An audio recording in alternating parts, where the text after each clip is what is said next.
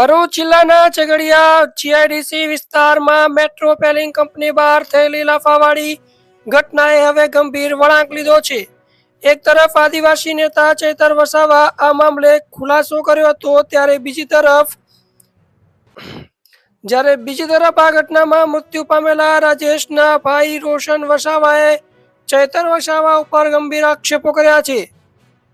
અગાઉથી એવા લોકોને લાવીને મૂકેલા હતા કે જે પરિવાર સાથે એમને કોઈ લાગે વળગે નહીં, છતાં એ લોકો અમારી સામે આર્ગ્યુમેન્ટ કરતા હતા કે ભાઈ વળતર તો 15 લાખ જ મળશે, એનાથી ના મળે, અમારા પરિવારના લોકો છે, આમ છે તેમ છે।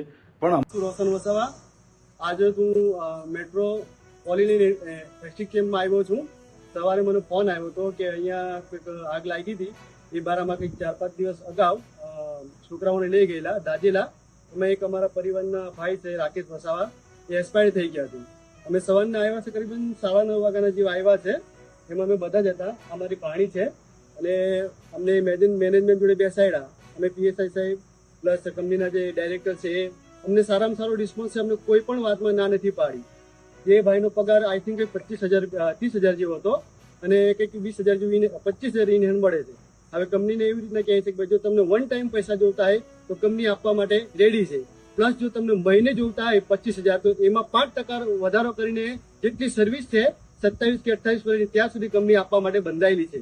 ગેટની અંદર ગયા, ત્યાંનો એક વ્યક્તિ રોનક કરીને કોઈ છોકરો હતો, એ તરત દોડી આવીને મને મારી સાથે ઝપાઝપી કરવાના એણે પ્રયાસ કર્યા। પીઆઈની હાજરીમાં મેં કીધું ભાઈ જે વાત કરવા માટે આવ્યા છે એની વાત કરો, બીજું ફાલતુ વાત અહીંયા કરવાની જરૂર નથી।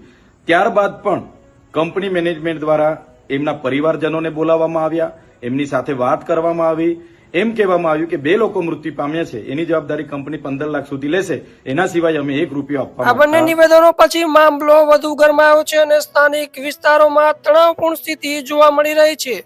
હાલ પોલીસ દ્વારા તપાસ ચાલુ છે, સત્ય શું છે તે તપાસ બાદ જ સામે આવશે। આ સમગ્ર મામલે તમારું શું મંતવ્ય છે, કમેન્ટ કરીને જરૂર જણાવજો। તમે જોઈ રહ્યા છો DM19 ન્યૂઝ।